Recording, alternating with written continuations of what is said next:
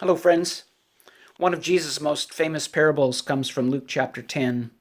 It begins with the story of a man coming to Jesus and saying, "What must I do to inherit eternal life?" And Jesus says, "You need to love God and you need to love your neighbor." And so the man says, "Well, who is my neighbor?" And then Jesus tells him this amazing parable that we call the Good Samaritan.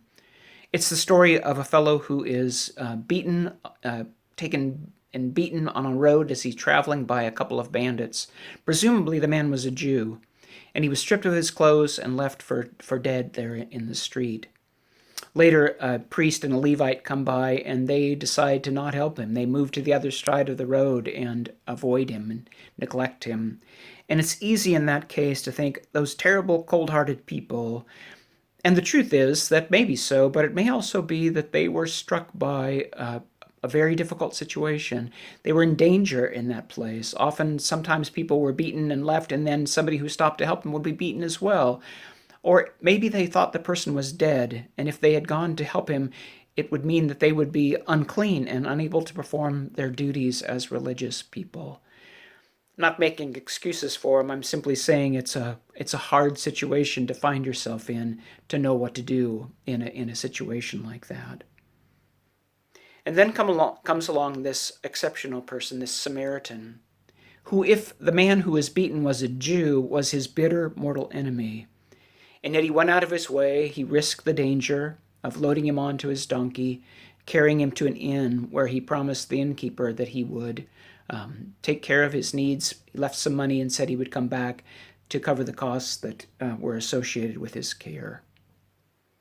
Now, I don't know about you, but there haven't been too many situations in my life where I've come across a person in such dire circumstances.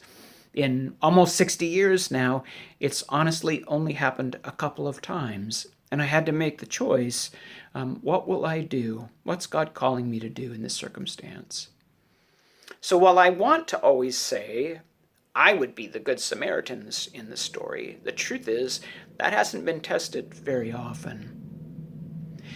One of the other characters in the story that I think is really interesting is the innkeeper.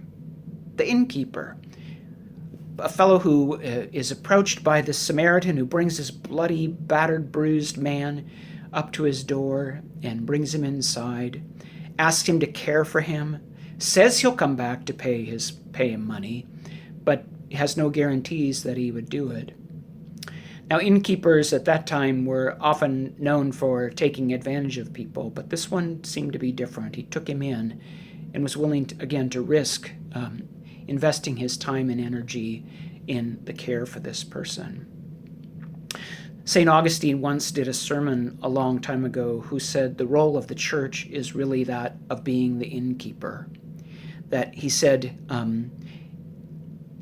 that this is what I and what all of us are doing. We are performing the duties of the innkeeper.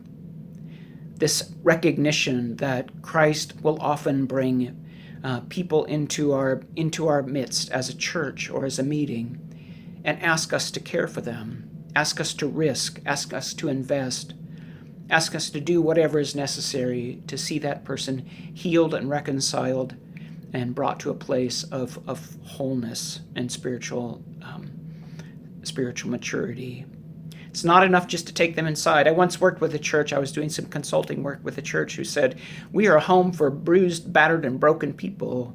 And that was great, except all they wound up doing was bruising, battering, and breaking one another because they didn't have a vision for actually healing and restoring and seeing people come to that place of wholeness.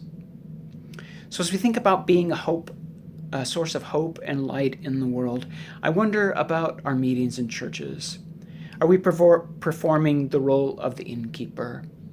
Are we willing to take in those who Christ brings to us and offer that place of healing?